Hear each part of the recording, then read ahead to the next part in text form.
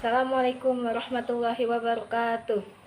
Saya Cahaya Sarniasri dari kelas 7 Al-Fatih akan mempresentasikan tentang bagaimana cara terbaik orang tua dalam menghadapi kasus cyberbullying terhadap anak di sekolah. Pertama, apakah kalian tahu apa yang dimaksud dengan cyberbullying? Kamu nanya?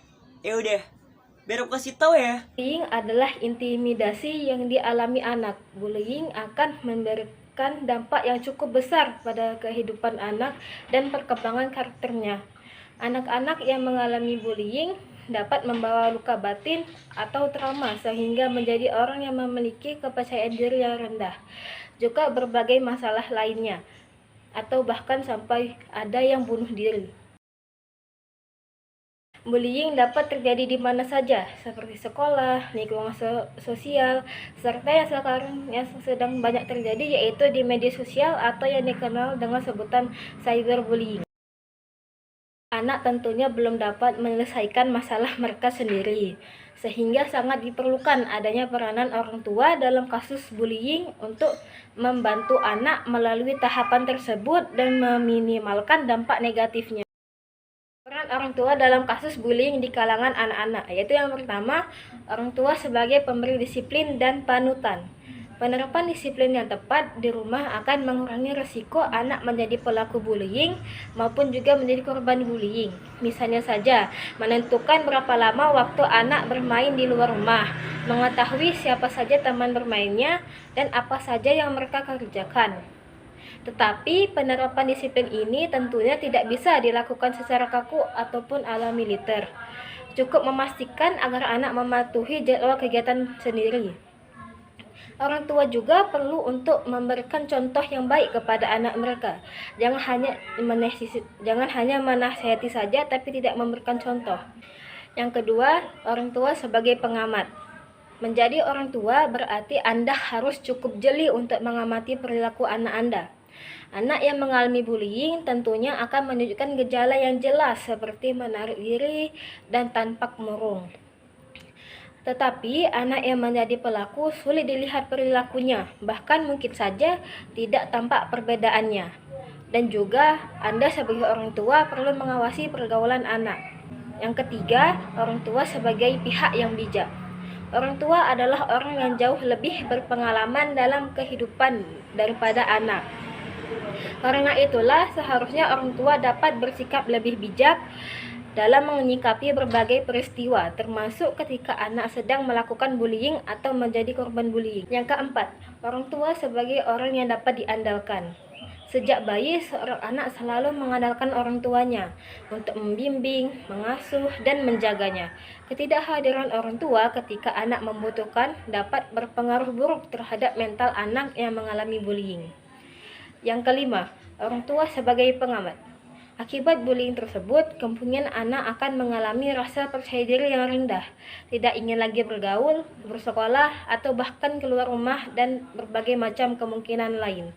Disinilah ia akan membutuhkan semangat untuk mengatasi masalahnya dari orang dewasa. Yang keenam, sebagai pencegah bullying. Orang tua dapat menunjukkan hal tersebut dengan bahasa yang baik dan mengajari anak bahwa bersikap kejam kepada orang lain adalah suatu hal yang tidak diperbolehkan atau tidak pantas. Lantas, bagaimana respon orang tua yang tepat agar anak dapat percaya dan merasa bahwa mereka didengarkan? Perasaan mereka penting, masalah mereka akan diselidiki dengan hormat. Penindasan harus ditanggapi dengan serius. Berikut 6 respon dan cara yang dapat dilakukan orang tua ketika menghadapi kasus bullying terhadap anak. Pertama, dengarkan cerita lengkapnya. Respon tenang penting untuk memungkinkan anak memberitahu semua tentang situasinya. Meskipun kamu mungkin emosi, cobalah untuk tetap tenang untuk menghindari lebih banyak kesulitan pada anakmu. Kedua, yakinkan anakmu bahwa mereka tidak disalahkan. Jangan bereaksi berlebihan dengan menyalahkan anakmu. Jika mereka diganggu, jadilah pendukung dan pengertian.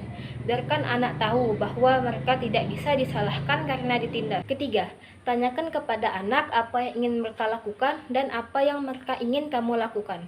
Hindari tiba-tiba masuk untuk menyelesaikan masalah.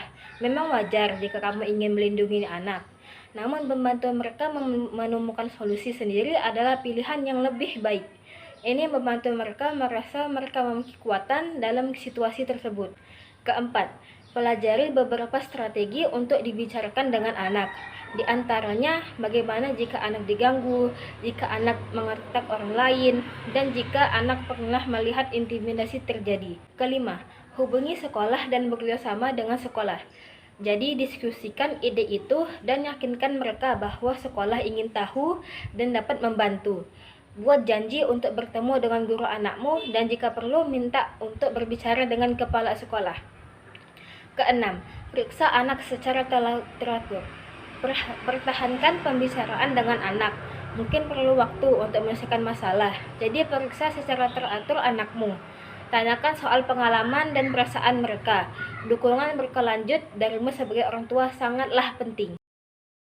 Jadi, perhatikanlah pergaulan anakmu. Jangan sampai anakmu masuk ke pergaulan yang salah dan sampai menjadi pelaku bullying. Dan jangan sampai pula anakmu menjadi korban bullying. Namun, jika hal itu sudah terjadi, dukunglah anakmu dan berikan semangat agar ia tidak mengalami trauma yang berat dan dapat memulihkan kembali mentalnya. Jika kamu berada di posisi melihat hal semacam ini di lingkunganmu, maka bertindaklah dengan melaporkannya kepada gurumu atau orang tuamu.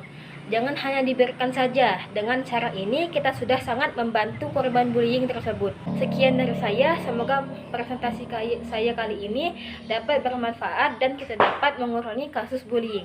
Mohon maaf jika ada salah kata, kepada Allah saya mohon pun. Wassalamualaikum warahmatullahi wabarakatuh.